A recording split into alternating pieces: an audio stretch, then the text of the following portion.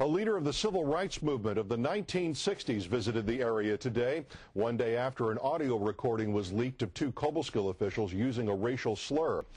John Lewis shared the speaker's podium with Dr. Martin Luther King Jr.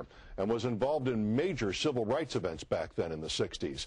Today, he discussed similarities and differences at an Albany church. Bill Lambden joins us here in the studio with that story. Good evening, Bill. Good evening, Jim. Assassin's bullets took some leaders of the time. The natural course of human lifespan has taken others. Of the major events that changed our nation forever from the 1950s and 60s, there are only a very few leaders still around. By some measures, only one, who came here today. It was August of 1963. From throughout the country, they marched on Washington, demanding an end to separate and unequal schools, whites-only drinking fountains, and waiting rooms. Martin Luther King made his famous I Have a Dream speech. Other leaders of the civil rights movement shared the podium that day, and now... I spoke number 6. Dr. King spoke number 10. And out of the 10 people that spoke that day, and the only one still around.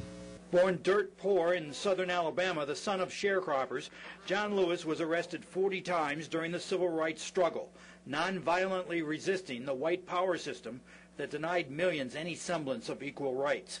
He shared some of those experiences with a packed house at the Mount Olive Southern Missionary Baptist Church. Yes, I did go to jail in Mississippi and Tennessee and Alabama and Georgia and other parts of the South, but I'm not bitter. I'm not hostile.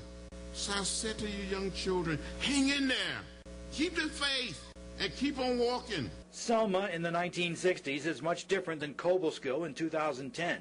But apparent use of the N-word by elected officials here certainly suggests as far as we may have come, a way remains. We've come a distance, but we still have a great distance to go, not only in the state of New York, but all over America. John Lewis has been a congressman representing the Atlanta area since 1987. His appearance at Mount Olive was coordinated by Congressman Tonko. Congressman Lewis was also honored at an Excelsior College commencement ceremony today. Bill Lambden, News Channel 13. Thank you, Bill.